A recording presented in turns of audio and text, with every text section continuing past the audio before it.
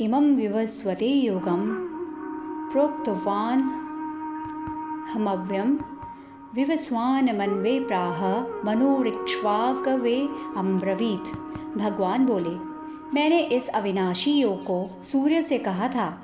सूर्य ने अपने पुत्र वैवस्वत मनु से कहा और मनु ने अपने पुत्र राजा इक्ष्वाकु से कहा। भगवान अर्जुन को बताते हैं कि दिव्य ज्ञान या योग की परंपरा बहुत पुरानी है। यह ज्ञान स्वयं श्री कृष्ण ने सबसे पहले सूर्यदेव को दिया था।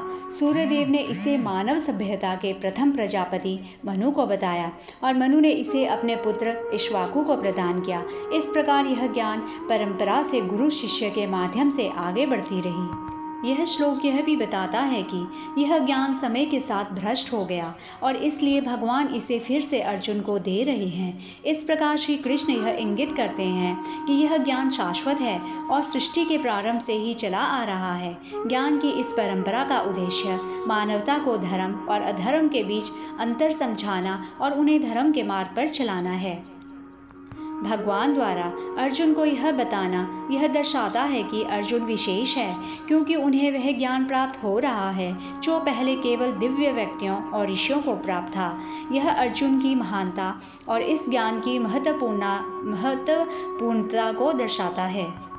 एवं परंपरा प्राप्त में राजर्षयो विदुः स काले नेह महता योगो नष्टः परंतपः।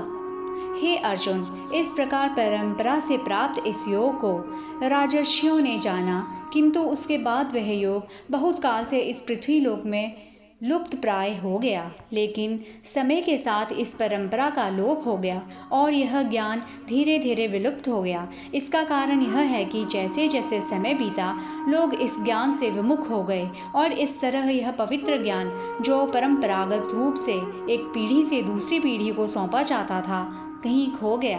भगवान कह रहे हैं कि वो प्राचीन योग को फिर से प्रकट करने जा रहे हैं, जिससे अर्जुन और आने वाली पीढ़ियों को लाभ हो सके। इस श्लोक से शिक्षा मिलती है कि ज्ञान का आदान प्रदान एक महत्वपूर्ण प्रक्रिया है, जिसे समय के साथ जीवित रखना चाहिए ताकि यह जीवन के सभी पहलुओं में मार्गदर्शन कर सके। स एवायं मया तेद्य योगः प्रोक्तः पुरातनः भक्तोऽसि मे सखा चेति रहस्यं हयेतदुत्तमम्। भगवान बोले, अर्जुन, तू मेरा भक्त और प्रिय सखा है, इसलिए वही यह पुरातन योग आज मैंने तुझे कहा है, क्योंकि यह बड़ा ही उत्तम रहस्य है, अर्थात गुप्त रखने योग्य विषय है। यह ज्ञान अत्यंत रहस्यमय और गहन है और इसे समझना या दूसरों के साथ साझा करना आसान नहीं है, लेकिन अर्जुन की भक्ति और मित्रता के कारण भगवान ने इन्हें इस रहस्य का उपदेश दिया है। यह श्लोक संकेत करता है कि आध्यात्मिक ज्ञान या दिव्य ज्ञान केवल उन्हें ही दिया जाता है जो योग्य होते हैं और भगवान के साथ गहरे संबंध रखते हैं। अर्जुन की भक्ति और मित्रता ने उसे महान ज्ञान का पात्र बना दिया। अपरम भवतो जन्म वरम जन्मवि स्वतः कथमेत द्विजानीयाम त्वमादो प्रोक्तवानिति। अर्जुन बोले, आपका जन्म तो अर्वाचीन अभी हाल का है और सूर्य का जन्म बहुत पुराना है, अर्थात कल्प के आदि में हो चुका था। तब मैं इस बात को कैसे समझूं कि आप ही ने कल्प के आदि में सूर्य से यह योग कहा था। अर्थात अर्जुन कहते हैं कि आपका जन्म तो अभी हुआ था, जबकि सूर्य का जन्म बहुत पहले हुआ था। फिर आपने कैसे यह ज्ञान विवस्वान को पहले दिया होगा? मैं यह कैसे मान लूं कि आपने आदि काल में ही इस दिव्य ज्ञान को सूर्य को उपदेशित किया था? अर्जुन के मन में शंका इसलिए आती है क्योंकि वे कृष्ण के लौकिक स्वरूप को देख रहे हैं और उन्हें भगवान के दिव्य और अविनाशी स्वरूप का ज्ञान नहीं है। बहूनि मे व्यतीतानि जन्मानि त्ववचार्जुनः तान्यहं वेद सर्वाणि न त्वं वेद तथ परन्तपः। भगवान बोले, हे अर्जुन, मेरे और तेरे बहुत से जन्म हो चुके हैं, उन सबको तू नहीं जानता, किंतु मैं जानता हूँ। भगवान अर्जुन को समझाने का प्रयास कर रहे हैं कि वे केवल एक साधारण मानव नहीं है। श्री कृष्ण स्वयं के अवतारों और जन्मों के बारे में बताते हुए कहा, उनके और अर्जुन के कई जन्म हो चुके हैं, परंतु अंतर यह है कि श्री कृष्ण उन सभी जन्मों को याद रखते हैं, जबकि अर्जुन उन जन्मों को नहीं जानते।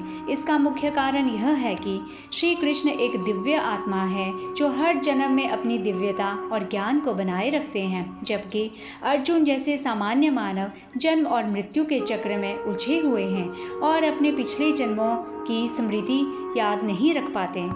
श्लोक में भगवान स्पष्ट करते हैं कि उनका ज्ञान और चेतना सीमित नहीं है, वे कालातीत हैं और सृष्टि के रहस्यों से पूरी तरह परिचित हैं। इसके विपरीत सामान्य जीव अपनी स्मृति और समझ में सीमित होते हैं। भगवान श्री कृष्ण का यह कहना अर्जुन के लिए यह संकेत करता है कि वे केवल एक मित्र या सारथी नहीं, बल्कि सर्वशक्तिमान ईश्वर हैं, जिनकी दिव्यता और ज्ञान अनंत है। अजो अपि सन्वयात्मा भूतानामीश्वरो अपि सन प्रकृतं स्वामधिष्ठाय संभवाम यात्ममायया।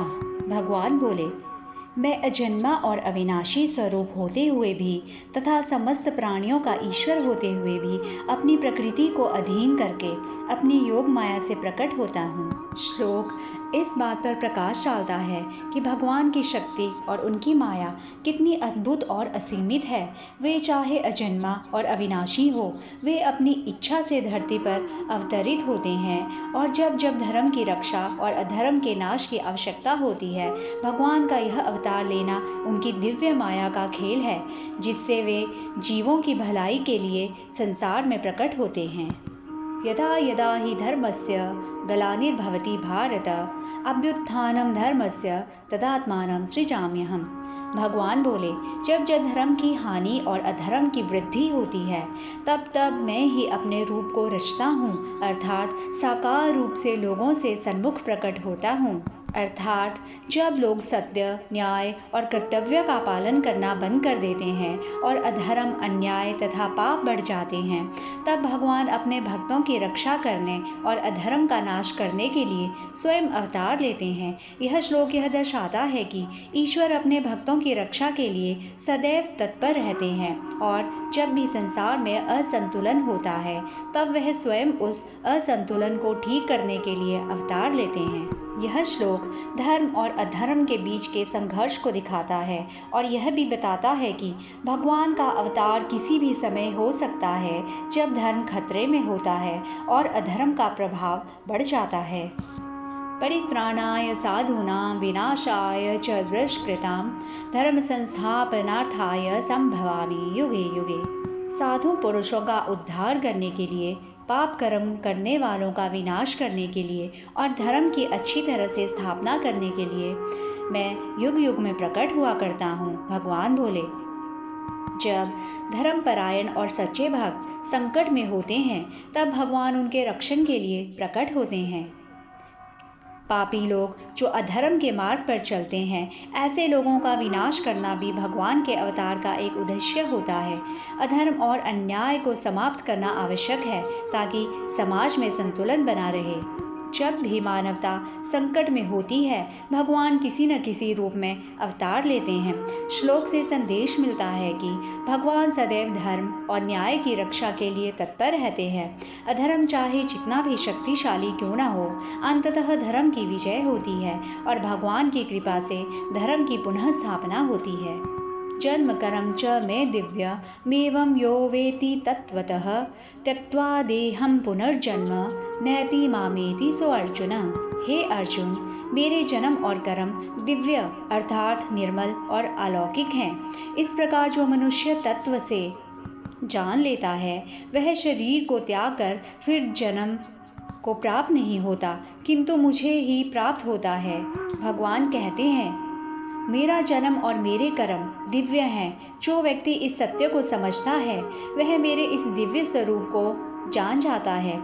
ऐसा व्यक्ति जब अपने शरीर का त्याग करता है, तब उसे पूर्व जन्म नहीं होता, वह सीधे मुझे प्राप्त होता है। भगवान कहते हैं, उनका जन्म और उनके द्वारा किए गए कार्य साधारण नहीं हैं, वे दिव्य हैं। यह जन्म और कर्म संसार के बंधनों से मुक्त हैं, क्योंकि वे प्रभु के ईश्वरत्व से प्रेरित होते हैं। जो कोई इस सत्य को समझता है कि भगवान का जन्म और कर्म मानव जीवन के सांसारिक नियमों से परे हैं, वह सत्य को जानता है। ऐसे व्यक्ति को मृत्यु के बाद पूर्व जन्म नहीं लेना पड़ता, वह जन्म और मृत्यु के चक्र से मुक्त हो जाता है। जो व्यक्ति भगवान के दिव्य स्वरूप को समझता है, वह मृत्यु के बाद भगवान के परम धाम में पहुंचता है और उन्हें प्राप्त करता है। श्लोक से प्रेरणा मिलती है कि सभी मनुष्य भगवान के दिव्य स्वरूप को जानने और समझने का प्रयास करें, जिससे उन्हें मोक्ष प्राप्त हो सके। वितराग भय क्रोधा मन्मया मामुपाश्रितः बहवो ज्ञानतपसा पूता मद्भावमागतः। भगवान बोले, पहले भी जिनके राग, भय और क्रोध सर्वथा नष्ट हो गए थे और जो मुझ में अनन्य प्रेम पूर्वक स्थित रहते थे, ऐसे मेरे आश्रित रहने वाले बहुत से भक्त उपर्युक्त ज्ञान रूप तप से पवित्र होकर मेरे स्वरूप को प्राप्त हो चुके हैं। इस श्लोक में भगवान कृष्ण ने उन व्यक्तियों की प्रशंसा की है जो राग, भय और क्रोध से परे होकर, ज्ञान और तपस्या से शुद्ध होकर उनके प्रति पूर्ण समर्पण और प्रेम रखते हैं। ऐसे व्यक्ति भगवान की दिव्यता और उनके अद्वितीय स्वभाव को अनुभव कर पाते हैं। ये यथा मां प्रपद्यन्ते तास्तथैव भजाम्यहम् मम वर्तमानुवर्तन्ते मनुष्यः पार्थ सर्वशः। हे अर्जुन, जो भक्त मुझे जिस प्रकार भजते हैं, मैं भी उनको उसी प्रकार भजता हूँ, क्योंकि सभी मनुष्य सब प्रकार से मेरे ही मार्ग का अनुसरण करते हैं। भगवान स्पष्ट करते हैं कि वे प्रत्येक व्यक्ति को उसी प्रकार से उत्तर देते हैं जैसे वे उसे पुकारते हैं, यानी जो कोई भी उनके पास अपनी भक्ति, श्रद्धा या अन्य किसी भावना से आता है, भगवान उसकी उसी भावना के अनुसार उसकी मदद करते हैं और उसका मार्गदर्शन करते हैं। इस श्लोक के माध्यम से भगवान यह भी बताना चाहते हैं कि वे सबके मार्ग में सहायक हैं और सभी को उनके मार्ग पर चलने की प्रेरणा देते हैं। कांक्षन्तः कर्मणां सिद्धिं यजन्त इह देवतः क्षिपं हि मनुष्ये लोके सिद्धिर्भवति कर्मजा। इस मनुष्य लोक में कर्मों के फल को चाहने वाले लोग देवताओं का पूजन किया करते हैं, क्योंकि उनको कर्मों से उत्पन्न होने वाली सिद्धि शीघ्र मिल जाती है। अर्थात देवताओं की पूजा करने से, विशेषकर यज्ञ करने से मनुष्यों को शीघ्र ही अपने प्रयासों का फल मिलता है। देवताओं की पूजा और यज्ञ एक प्रकार की धार्मिक क्रिया है जो कर्मों को सफल बनाने में मदद करती है और व्यक्ति के जीवन में सुख और समृद्धि लाती है। इस श्लोक का संदेश यह है कि धार्मिक कार्यों और देवताओं की पूजा से मनुष्य के कर्म सफल होते हैं और शीघ्र फल प्रदान करते हैं। चातुर्वर्ण्यं मया सृष्टं गुणकर्म विभागशः तस्य कर्तारमपि मां विद्यकर्तारमव्यम्। भगवान बोले, ब्राह्मण, क्षत्रिय, वैश्य और शूद्र, इन 4 वर्णों का समूह गुण और कर्मों के विभाग पूर्वक मेरे द्वारा रचा गया है। इस प्रकार उस सृष्टि रचनादि कर्म का कर्ता होने पर भी मुझ अविनाशी परमेश्वर को तो वास्तव में अकर्ता ही जान। भगवान कहते हैं कि इन वर्णों में कर्ता मैं नहीं हूँ और मुझे कर्तारम यानी कर्ता मानना चाहिए, लेकिन मैं स्वयं अव्यम यानी अचलम और अविनाशी हूँ। इस श्लोक में भगवान कृष्ण ने वर्ण व्यवस्था की सृष्टि की जिम्मेदारी अपने ऊपर ली है, लेकिन उन्होंने इसे समझाने का तरीका भी स्पष्ट किया है। उन्होंने कहा है कि वर्ण व्यवस्था गुण और कर्म पर आधारित है, न कि जाति या जन्म पर। इस व्यवस्था का उद्देश्य समाज में कार्यों की सुव्यवस्था बनाए रखना है, जिससे प्रत्येक व्यक्ति अपने गुण और कर्म के अनुसार अपने कर्तव्यों का निभा सके। भगवान ने स्पष्ट किया है कि वे इस सृष्टि के कर्ता हैं, लेकिन वे स्वयं अविनाशी और परे हैं। यह सिद्धांत हमें यह समझाता है कि भगवान अपनी कृतियों से परे हैं और उनका स्वयं का अस्तित्व अटल है। इस तरह भगवान श्री कृष्ण ने यह संकेत दिया है कि भले ही वे सृष्टि और उसकी व्यवस्थाओं के कर्ता हैं, वे स्वयं किसी भी परिवर्तन या विनाश से परे हैं। न माम कर्माणि लिम्पन्ति न मे कर्म फले स प्रिया इति माम योऽभिजानाति कर्मभिर्न स बध्यते। भगवान कहते हैं वे स्वयं कर्मों द्वारा प्रभावित नहीं होते। भगवान कृष्ण का कहना है कि वे कर्मों के बंधनों से मुक्त हैं। वे अपनी दिव्य स्थिति में रहते हुए कर्मों की गतिविधियों से अप्रभावित रहते हैं। भगवान को कर्मों के फल की कोई लालसा या इच्छा नहीं है। वे कर्मों के परिणामों से भी विमुक्त हैं और उन्हें उन पर कोई मोह नहीं है। जो व्यक्ति इस दिव्य ज्ञान को समझता है और इसे जानता है और वह जानता है कि भगवान का कर्मों और उसके फलों से कोई सीधा संबंध नहीं है, जो व्यक्ति इस सच्चाई को समझता है और भगवान के कर्मों की स्वाभाविकता को पहचानता है, वह कर्मों के बंधनों से मुक्त हो जाता है। श्लोक के माध्यम से भगवान सिखाते हैं कि कर्म और उनके फलों का मोह केवल सांसारिक जीवों के लिए होता है, जबकि वे स्वयं कर्मों के प्रभावों से परे हैं। जो इस दिव्य ज्ञान को समझकर जीवन जीते हैं, वे कर्मों के बंधनों से मुक्त हो जाते हैं और मोक्ष को प्राप्त होते हैं। एवं ज्ञात्वा कृतं कर्म पूर्वैरपि मुमुक्षुभिः कुरु कर्मैव तस्मात् त्वं पूर्वतरं कृतं। भगवान कह रहे हैं, पिछले समय में मोक्ष की इच्छा रखने वाले साधकों ने जो कर्म किए, वे भी इसी प्रकार के कर्म थे। जो कर्म वर्तमान में किए जा रहे हैं, वे भी पहले के कर्मों के समान ही हैं। इसलिए तुझे भी इसी प्रकार के कर्म करते रहना चाहिए जो पूर्वजों ने किए थे। श्लोक का तात्पर्य है कि कर्म की प्रक्रिया और तत्व स्थिर और अपरिवर्तित रहते हैं। जैसे पहले के योगियों और साधकों ने कर्म किया, उसी प्रकार तुझे भी करना चाहिए। कर्म करते समय उसकी विधि और धर्म का पालन महत्वपूर्ण है, न कि उसकी सफलता या असफलता। किम कर्मेति कव्योपयत्र मोहितः तते कर्म प्रवक्ष्यामि यज्ञात्वा मोक्ष्यसे शुभात्। कर्म क्या है और अकर्म क्या है, इस प्रकार इसका निर्णय करने में बुद्धिमान पुरुष भी मोहित हो जाते हैं। इसलिए वह कर्म तत्व में तुझे भली भांति समझा कर कहूँगा। भगवान बोले, इस ज्ञान को प्राप्त करने के बाद अर्जुन शुद्धता प्राप्त करेंगे और दुखों और अश्रुओं से मुक्त हो जाएंगे। श्लोक का संदेश है कि सही कर्म और अकर्म का ज्ञान प्राप्त करना न केवल दार्शनिक दृष्टिकोण से महत्वपूर्ण है, बल्कि यह हमारे जीवन की कठिनाइयों और दुखों को समाप्त करने में भी सहायक है। श्री कृष्ण इस ज्ञान को अर्जुन को प्रदान करने का आश्वासन दे रहे हैं, जिससे अर्जुन को मोक्ष की प्राप्ति हो और वे दुखों से मुक्त होंगे। कर्मणो ह्यापि बोद्धव्यम च विकर्मणः अकर्मणश्च बोद्धव्यम गहना कर्मणो गति।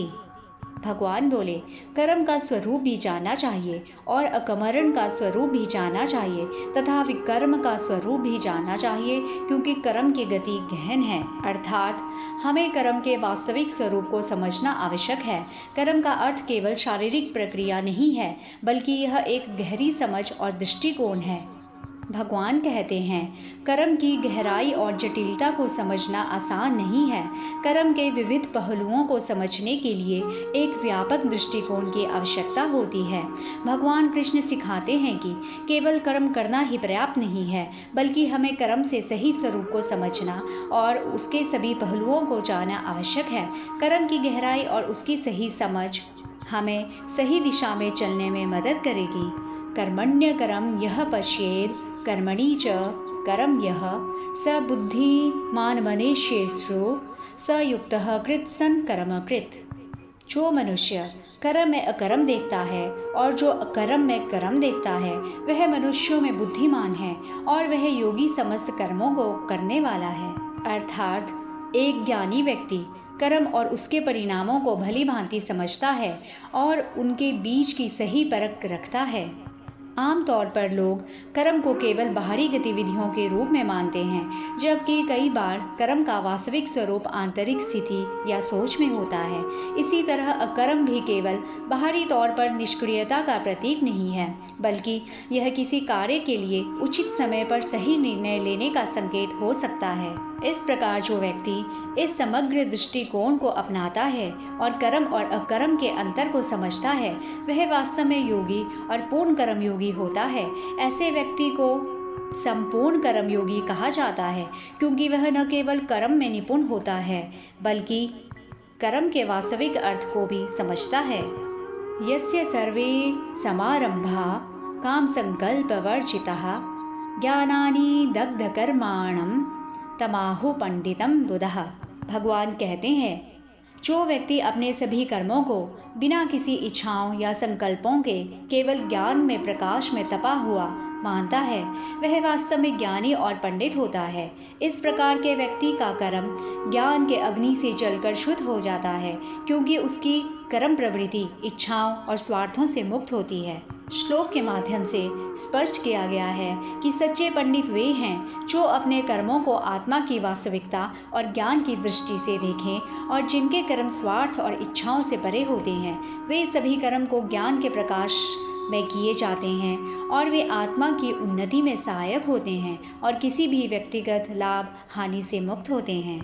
त्यक्ता कर्म फलासंग नित्य तृप्तो निराश्यः कर्मण्यभिः प्रवृत्तोऽपि नैव किंचित करोति सः।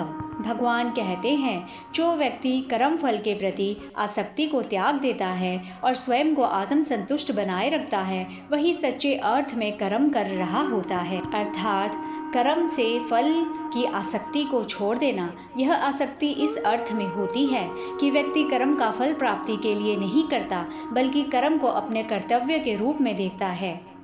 ऐसा व्यक्ति हमेशा संतुष्ट रहता है और किसी भी बाहरी सहायता या आश्रय की आवश्यकता नहीं महसूस करता। उसकी संतुष्टि उसके अपने अंतर्ज्ञान और आंतरिक शांति से आती है। ऐसा व्यक्ति कर्म करने में पूरी तरह से व्यस्त रहता है, फिर भी वह कर्म फल की अपेक्षा या चिंता से मुक्त रहता है। श्लोक हमें सिखाता है कि वास्तविक कर्मयोगी वह है जो कर्म करते हुए भी कर्म फल की अपेक्षा से मुक्त रहता है और केवल अपनी आंतरिक संतुष्टि और कर्तव्य पालन में ही संलग्न रहता है। निराशीर्यत चितात्मा त्यक्त सर्व परिग्रह शरीरम केवलम कर्म कुर्वान् नाप्नोति किल विषम।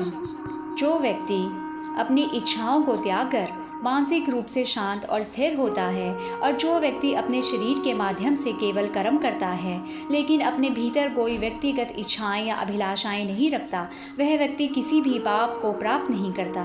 श्लोक यह दर्शाता है कि कर्म करने का सही तरीका यह है कि व्यक्ति पूरी तरह से अपने कर्तव्यों में संलग्न रहे, बिना किसी परिणाम की चिंता किए। व्यद्रीत छालाभ संतुष्टो द्वंद्वातीतो विमत्सरः समः सिद्धावसिद्ध्यो च कृत्वापि न निबध्यते। जो बिना इच्छा के अपने आप प्राप्त हुए पदार्थ में सदा संतुष्ट रहता है और जिसमें ईर्ष्या का सर्वथा अभाव हो गया हो, जो हर्ष शोक आदि द्वंद्वों से सर्वथा अतीत हो गया है, ऐसा सिद्धि और असिद्धि में सम रहने वाला कर्म योगी कर्म करता हुआ भी उनसे नहीं बंधता। जो व्यक्ति ऐसे गुणों से युक्त है, वह संसार के सुख दुख से अज्ञात रहता है और अपनी स्थिति से अप्रभावित रहता है। ऐसे व्यक्ति के लिए कोई भी कर्म या कार्य बंधनकारी नहीं होता, क्योंकि वह अपने मन और आत्मा में पूरी तरह संतुलित और निर्विकार रहता है। गत संगस्य मुक्तस्य ज्ञानावस्थित चेतसः यज्ञा या चरतः कर्म समग्रम प्रविलीयते।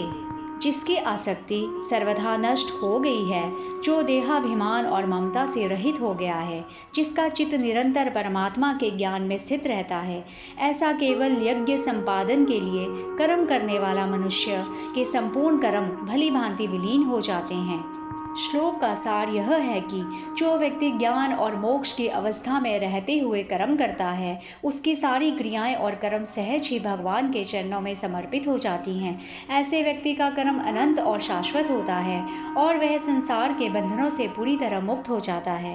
ब्रह्मार्पणम ब्रह्म हविर्ब्रह्मग्नो ब्रह्मण हुतम ब्रह्मणेव तेन गंतव्यम ब्रह्म कर्म समाधिना। यज्ञ का हर अंश, जो भी सामग्री अर्पित की जाती है, वह स्वयं ब्रह्म में समाहित होती है, यानी यज्ञ की पूरी प्रक्रिया ब्रह्म के तत्व को दर्शाती है। यज्ञ की आहुति ब्रह्मा के ही अंश से होती है। इस तरह से यज्ञ का हर घटक चाहे वह आहुति हो या प्रसाद, ब्रह्म के गुण धर्म को दर्शाता है। अग्नि को ब्रह्म माना गया है और इस अग्नि में ब्रह्म द्वारा आहुति दी जाती है। यज्ञ की अग्नि स्वयं ब्रह्मा है और आहुति देने वाला भी ब्रह्म है। यज्ञ की प्रक्रिया से जो भी प्राप्त होता है वह ब्रह्म में ही विलीन हो जाता है। इस प्रकार यज्ञ की संपूर्ण क्रिया ब्रह्म की ओर ले जाती है। यज्ञ की क्रिया ब्रह्म के सिद्धांत के अनुरूप की जाती है और इसी समर्पण से सच्चे ज्ञान की प्राप्ति होती है।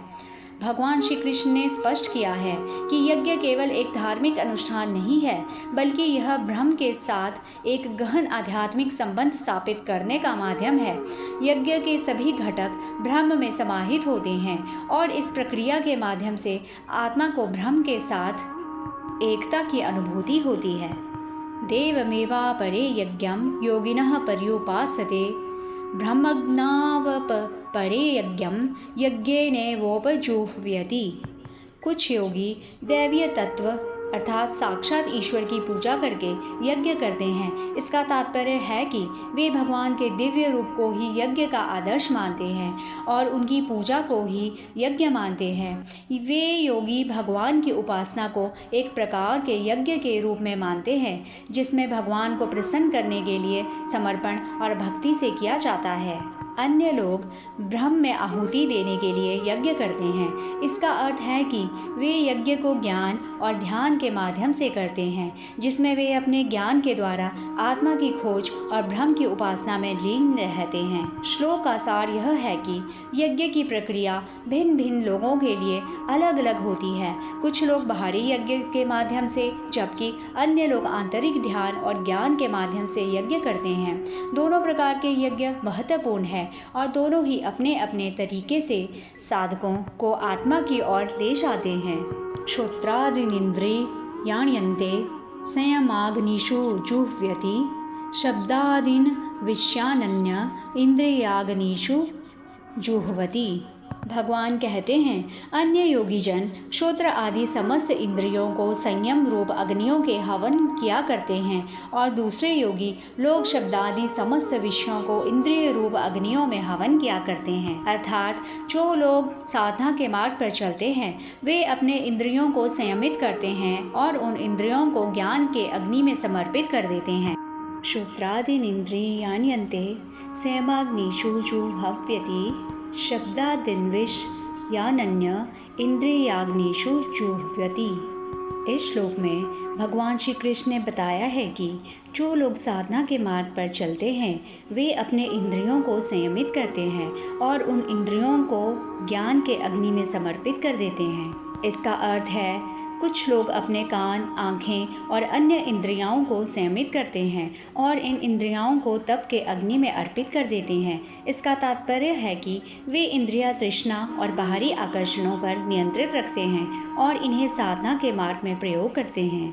जबकि अन्य लोग अपनी इंद्रियों के माध्यम से प्राप्त होने वाले विषयों को, जैसे कि शब्द, रंग और अन्य संवेगों को संयमित करते हैं। वे इन विषयों को संयमित करने के माध्यम से ज्ञान की अग्नि में अर्पित करते हैं ताकि उनका ध्यान और साधना सही दिशा में रहे। श्लोक के माध्यम से बताया गया है कि सही साधना के लिए इंद्रियों का संयम अत्यंत महत्वपूर्ण है। जो लोग अपने इंद्रियों को नियंत्रित करते हैं और उनकी वस्तुओं को साधना के अग्नि में समर्पित करते हैं वे सच में उच्च आत्मज्ञान की ओर अग्रसर होते हैं।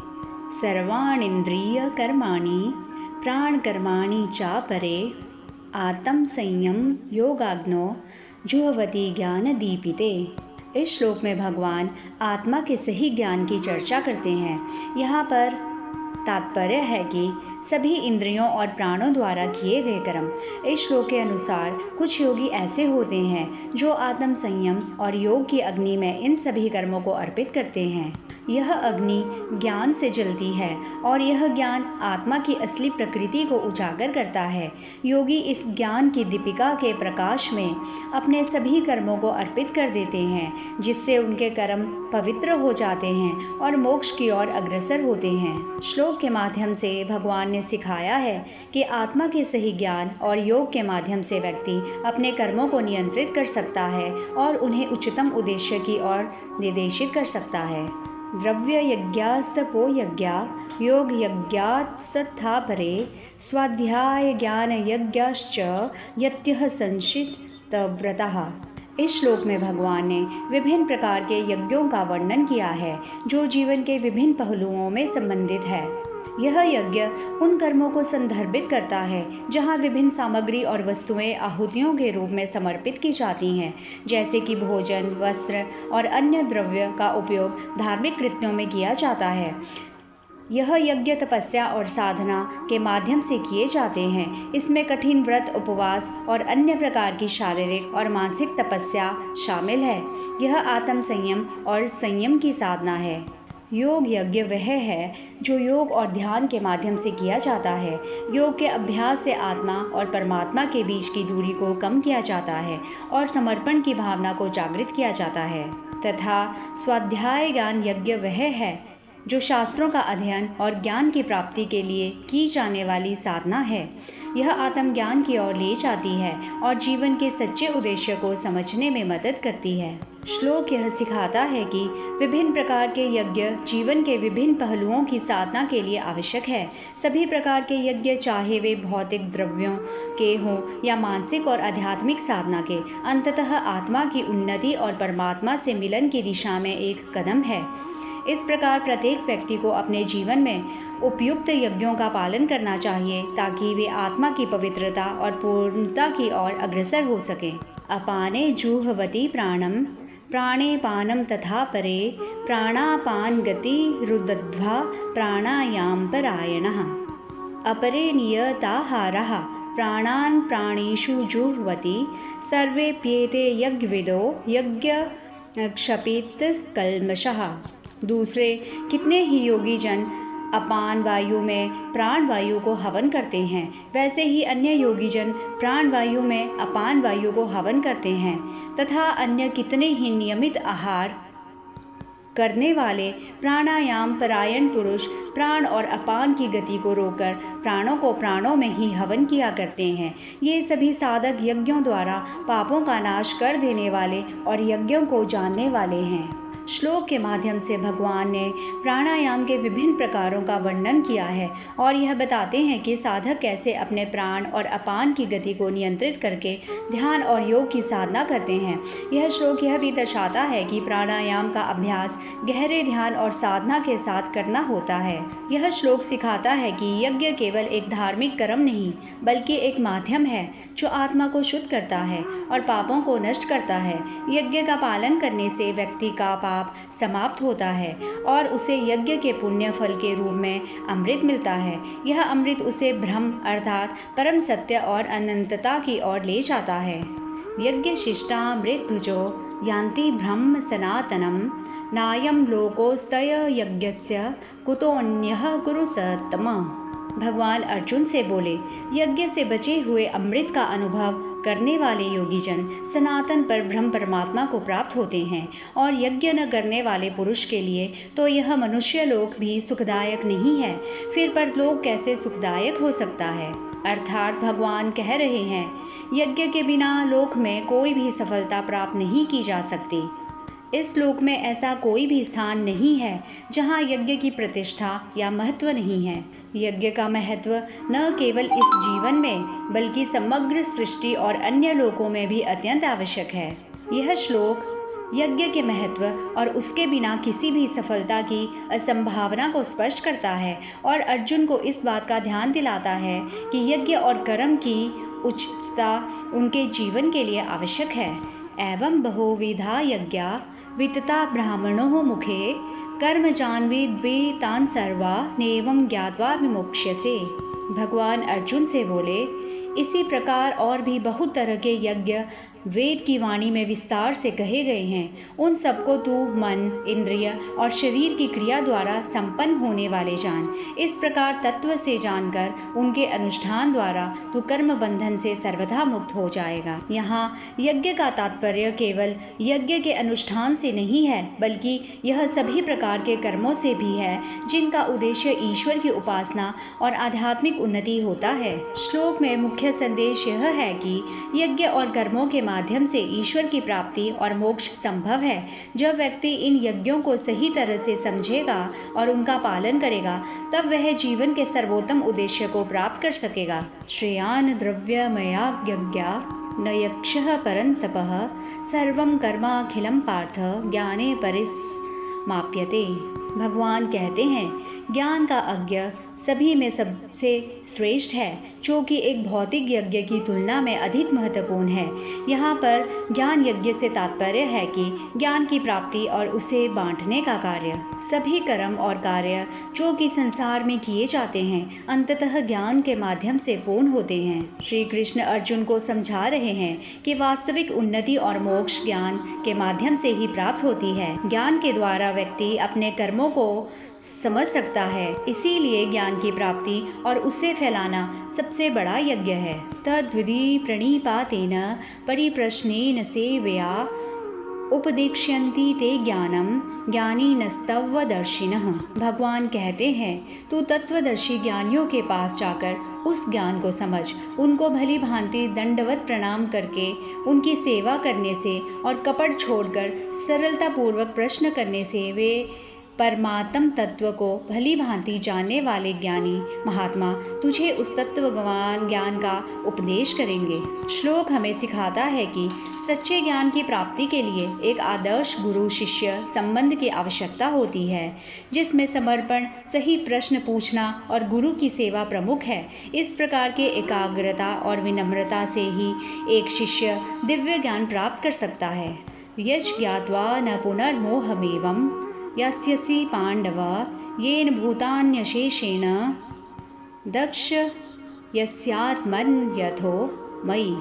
भगवान बोले, जिस ज्ञान को जानकर फिर तू इस प्रकार मोह को नहीं प्राप्त होगा, तथा हे अर्जुन, जिस ज्ञान द्वारा तू समर्पण भूतों को निशेष भाव से पहले अपने में और पीछे मुझ सच्चिदानंदन परमात्मा में देखेगा। भगवान कहते हैं, व्यक्ति इस दिव्य ज्ञान को जान लेता है, वह पुनः मोहित नहीं होता। इस ज्ञान के माध्यम से वह आत्मा और परमात्मा के वास्तविक स्वरूप को जान सकता है। इस ज्ञान की प्राप्ति से व्यक्ति को संपूर्ण सृष्टि के अस्तित्व की सच्चाई समझ में आती है और वह अपने भीतर और भगवान में एकता को महसूस करता है। अपि चेदसि पापेभ्यः सर्वेभ्यः पापकृतमः सर्वं ज्ञानफलवैनेव वृजिनं संतरिष्यसि। भगवान अर्जुन से बोले, यदि तू अन्य सब पापियों से भी अधिक पाप करने वाला है, तो भी तू ज्ञान रूप नौका द्वारा निःसंदेह संपूर्ण पाप समुद्र से भली भांति तर जाएगा। इस प्रकार भगवान आश्वासन दे रहे हैं कि ज्ञान की महत्ता और शक्ति अत्यधिक होती है। वे कहते हैं कि यदि तुम सभी पापों में भी सबसे बड़े पापी हो, तब भी ज्ञान के नाव के माध्यम से तुम उन सभी पापों को पाप कर सकते हो। भगवान यह समझाना चाहते हैं कि चाहे व्यक्ति कितना भी पापी क्यों न हो, ज्ञान की प्राप्ति से उसे उद्धार मिल सकता है।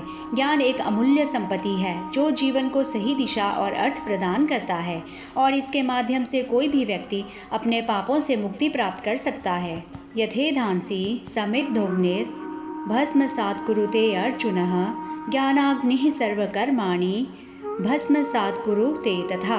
क्योंकि हे अर्जुन, जैसे प्रज्वलित अग्नि ईंधनों को भस्मय कर देता है, वैसे ही ज्ञान रूप अग्नि संपूर्ण कर्मों को भस्मय कर देता है। यह श्लोक ज्ञान के महत्व और उसकी शक्ति को स्पष्ट करता है, जो व्यक्ति के कर्म के बंधनों से मुक्ति दिलाती है और उसे आत्मज्ञान की ओर अग्रसर करता है। न ही ज्ञानेन सदृशं पवित्रमिह विद्यते तत्स्वयं योग संसिद्धः कालेनात्मनि विन्दति। भगवान बोले, इस संसार में ज्ञान के समान पवित्र करने वाला निसंदेह कुछ भी नहीं है। उस ज्ञान को कितने ही काल से कर्म योग द्वारा शुद्धांतःकरण हुआ मनुष्य अपने आप ही आत्मा में पा लेता है, जो उसे आत्म साक्षात्कार की ओर ले जाता है। भगवान कहते हैं, यह ज्ञान समय के साथ प्राप्त होता है। जब व्यक्ति योग साधना के माध्यम से अपनी आत्मा को शुद्ध और निर्मल कर लेता है, ऐसे समय में यह दिव्य ज्ञान स्वयं उसके भीतर प्रकट होता है और वह इस संसार के सभी बंधनों से मुक्त हो जाता है। श्रद्धावान लभते ज्ञानम तत्परः संयतेन्द्रियः ज्ञानम लब्ध्वा पराम शांति मचिरेणाधिगच्छति। इस श्लोक में भगवान श्री कृष्ण अर्जुन को ज्ञान प्राप्ति के लिए आवश्यक गुणों के बारे में बता रहे हैं। इसमें 4 प्रमुख बातों पर प्रकाश डाला गया है। ज्ञान प्राप्ति के लिए सबसे पहले श्रद्धा की आवश्यकता होनी चाहिए। श्रद्धा का अर्थ है गुरु और शास्त्रों पर पूर्ण विश्वास रखना।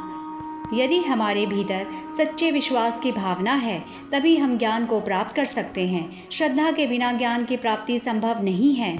श्रद्धा के साथ साथ तत्परता भी आवश्यक है। तत्परता का अर्थ है ज्ञान प्राप्ति के लिए हमेशा तैयार रहना, समर्पित रहना। इनके साथ साथ इंद्रियों पर संयम रखना भी जरूरी है। जब हमारी इंद्रियां विषयों में लिप्त होती है तो हमारा मन भी अशांत रहता है। इसलिए जो व्यक्ति अपनी इंद्रियों को वश में रखता है वही ज्ञान प्राप्त करने में सफल हो सकता है। जब व्यक्ति ज्ञान प्राप्त कर लेता है तो उसे अचिरकाल अर्थात थोड़े समय में ही परम शांति की प्राप्ति होती है। यह शांति केवल बाहरी नहीं होती बल्कि आंतरिक होती है। यह शांति मन की शांति होती है जो कि किसी भी सांसारिक सुख से कहीं अधिक श्रेष्ठ होती है।